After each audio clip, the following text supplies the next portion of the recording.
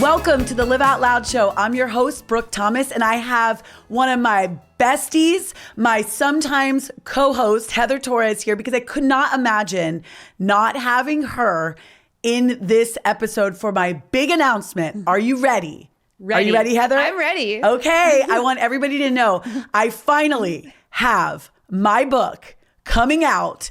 And yes, it's real. I've been talking about having a book come out for years. Everyone always asks me, and I know that you know, Heather, that this has been a long time coming. So I wanted to make the announcement here. I wanted you here with me. I wanted you to ask me all the things, and I just want to celebrate. So thank you for being here with me. Yes, I want like the applause feature to happen right now. Like, can we all be shouting? Because this has been a journey to get to this point, to get this book out. But I want to rewind just a little bit. I want to take it back a second. And I want to know first, Brooke, what actually sparked the idea of the book? And was there a moment where you thought, I have to write a book? I know people have been asking you for a book, but what does that look like for you? Well, a lot of people don't know, outside of my husband, that I've been trying to write a book for over a decade. Yeah. I started writing a book 10 years ago, and it was all about my health and wellness journey. It was all about my cancer story. It was just all about everything that I had gone through. And every time I tried to write it, every time I tried to put it out there, I just had so many challenges, roadblocks,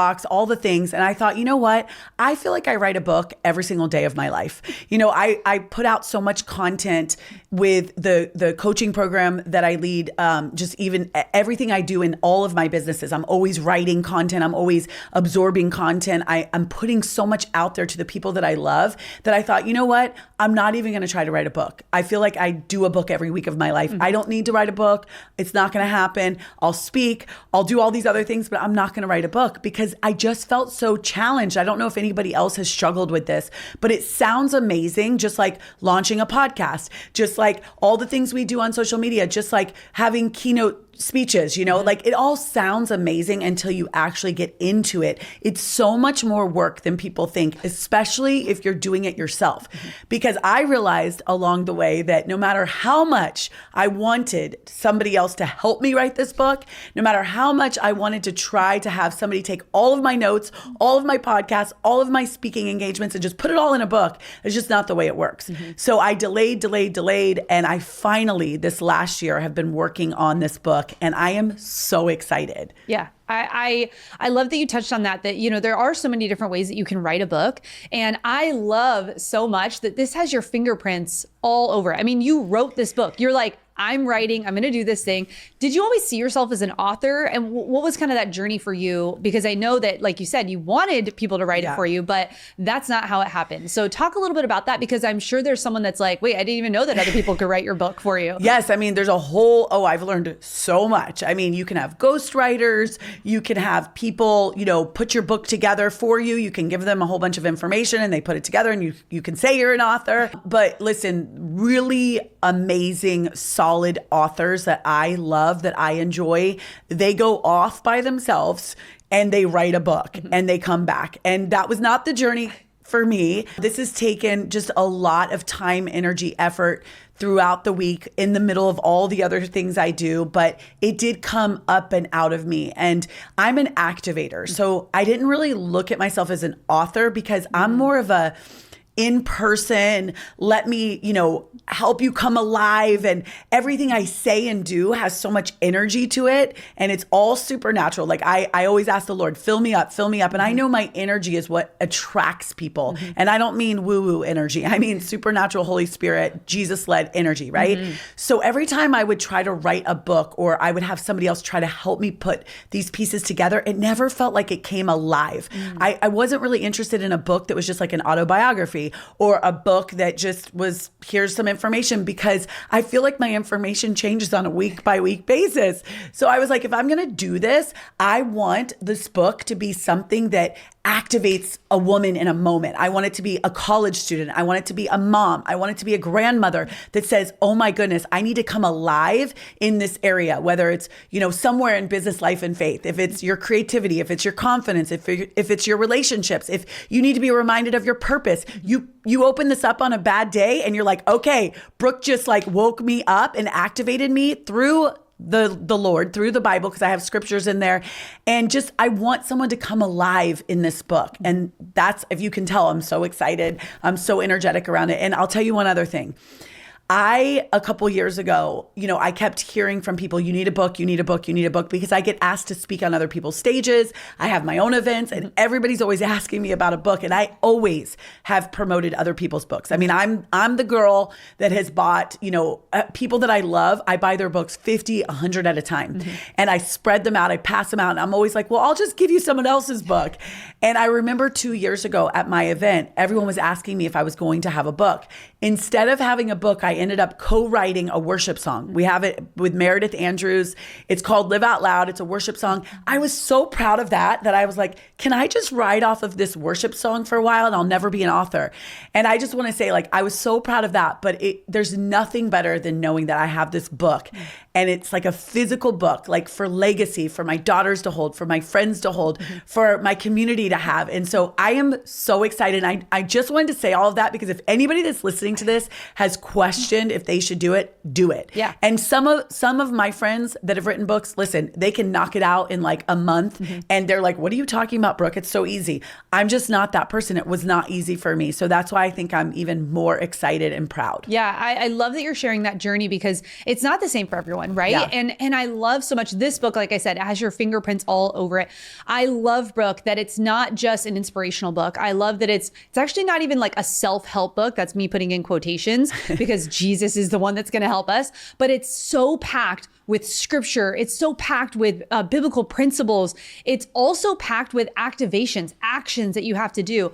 But I want to know what's something that I think is going to surprise the readers when they actually go through these pages of the book. Well, I didn't want, like I said, just a book where you just read it, you move on, because I get bored easily. I think taking action, being able to journal, being able to write out. At the end of each chapter, we have an LOL section, and it's learn it, own it, live it. Ooh, one more time. What was that? Okay, it's learn it, own it, live it. Come on. And so you have the opportunity to understand what you learned in each chapter, how you're going to own it, and how you're going to live it out. And that's what Live Out Loud is all about. As you know, Heather, it's not about being louder. It's about speaking out loud, owning, taking responsibility for your life. So you're actually living out your calling, living out your purpose. So we were able to have it all come together, come alive. It's so exciting. I cannot wait. I mean, I have already been able to read through what's happening and Yes. I'm already taking away so many things. So for the woman that's going to read it cover to cover, because that's the kind of girl I am, Yes. right? One, I'm going to love you, support you, buy 100 copies, do all the things,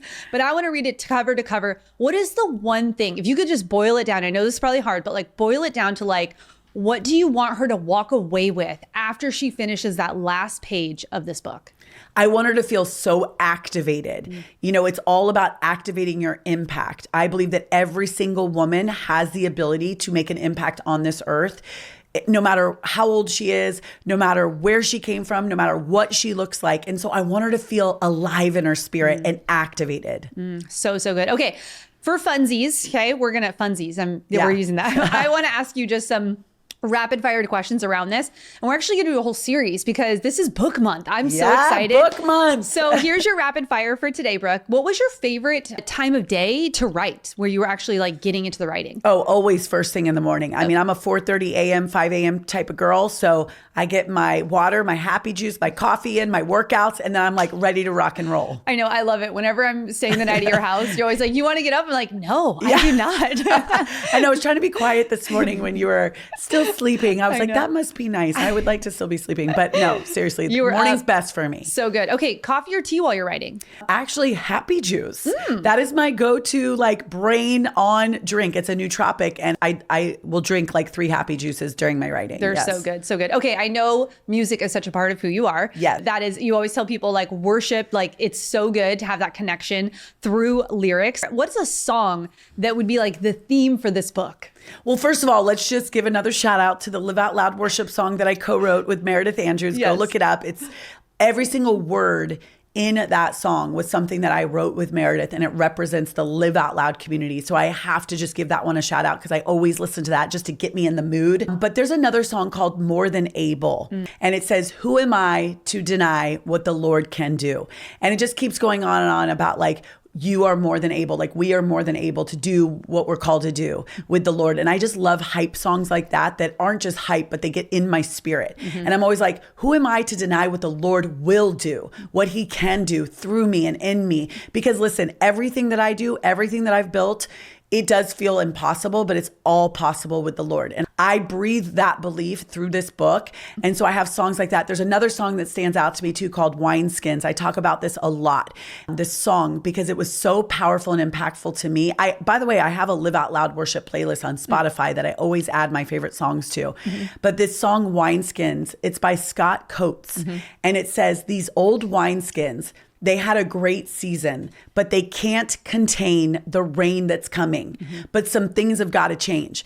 And so I'm a big proponent of like changing and shifting and scaling up and skilling up and moving and, not staying in that same place. We can look back at the old season and we should honor it, but we should not stay stuck in that. And sometimes we have to change some things. We have to let some things go in order to make room for the new. So good. We'll link the playlist down below also because it is, I have it on every morning. It's just the go-to for me. What was one of the hardest chapters for you to write of this book? Surprisingly for me, it was chapter 6 on relationships. Okay. And the reason why I was so surprised, I remember when I was working with my marketing director, shout out to Amanda, my marketing director, because she spent so many hours with me, just like allowing me to download how I felt, what I wanted to say. And she was so patient with me and she really helped me to put this book together in the last few months because I just got so stuck in like, what about this? What about that?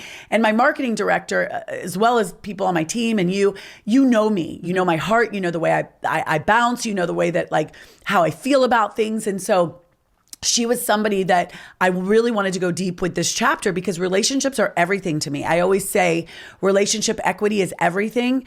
And without relationships, I would not have any of my businesses. I would not be able to be who I am. Relationships are everything. And so I thought that chapter was going to be so easy. And it was the hardest one. I got stuck. I got sad because there's also, when you think about relationships, I wanted to tell some stories about betrayal because betrayal has been a huge thing in my network. And it kind of made me sad. It made me feel stuck. It made me feel like maybe I shouldn't do this. But then I was so happy and so overwhelmed with joy too when I was talking about the good relationships and how important relationships are. And so we got through it. It just took a lot longer than I anticipated. Yeah. I'm sure it was probably healing for you also to like really recount just the journey that you've had in building relationships. And I am so excited that you're imparting this into the women that get to read this. Hundreds of thousands. I know I'm declaring millions of women's lives will be changed globally because of this. And so lastly, I want to ask, I know one of the most important relationships to you is the one with your daughters. So what do you hope that they get from this book? Well, I always say when I'm speaking to women, we have to fight for each other so that we can fight for the next generation. Every single thing I do, it's for my daughters because they're 17 and 20 right now. And I just look at that next generation of girls and I always feel like if we at 30, 40, 50, 60 years old still do not feel confident, we don't feel creative, we don't feel like we can activate our impact, then what does that mean for the younger generation? We have got to own our purpose, own our impact, own our ability to create and build and grow and all of these things and not back down from how God created us to be. And so my goal is that my daughters will feel something when they read this book too. They'll know me just a little bit more, but I want this book to be a book that college girls can pass around to their friends. They buy it for their mom. They buy it for their grandmothers. The grandmothers buy it for their granddaughters. Like I wanted this to be a kind of a multi-generational book that any age from maybe, 16 all the way to like 75 could feel something. And so I'm really excited and proud that I really believe that we nailed it. Yeah. I nailed it. You nailed it. You did. You nailed it, Brooke. Well, thank you so much for letting me come on. I just want to honor you and just say thank you for leading this movement of powerful, successful women who are making change and impact in the world. Thank you for pouring your heart, soul into that book. Thank you for following the promptings of the Holy Spirit to keep coming back to this book after a decade. I think it's going to be an impartation to so many people as they come alive, as they get activated, as they go after their purpose and their calling. It'll be a ripple effect into the world. And I just cannot wait to see the legacy that this book creates for you. You're going to make me cry. It's so good. Thank you for being being such a good friend because Yeah. I believe what's so crazy for me when you say that, it makes me emotional because there's nothing better than your friends like supporting you and being proud of you and actually meaning it. And I know you do. And so I just want to say thank you because I have done that and been there for so many of my friends that have written books or have done things. I think being on the other side, it just feels so amazing. So thank you for the support. Yes. And if you're listening, you're my friend too. Yay! So thank you for the support. Okay, so go get your book. Yes. There's a link down below. You actually have some additional resources that are going to help them to be activated Yes. with this book because it's not just the pages in the book, right? There's so much more that they have access to. So click the link down in the show notes below, or you can DM Brooke on Instagram. There's so many places you can Yes. find this book, but get your hands on it. If you have loved and supported this podcast, I'm going to encourage you to get out there and get a book. Take a picture of yourself with the book and post it on social, tag Brooke, because we want to see this movement Yes. go out into the world. So I'm so excited for that. You can get all the details down below. We'll also put that Spotify playlist, which is bomb. I love Yes. it so much, Yes. down in the playlist. And we'll catch you in the next episode. Great. Thank you. Thank you so much for spending time with me today on the Live Out Loud show. If you enjoyed this episode, I would be forever grateful if you would just take 30 seconds and leave a 5-star review. Also, be sure to subscribe so you never miss a new episode drop. Share this podcast with someone else who might need the encouragement today, and tag me on Instagram at LiveOutLoudBrooke to let me know you're listening. I look forward to meeting you here every single week. So until next week, live healthy, love life, and live out loud.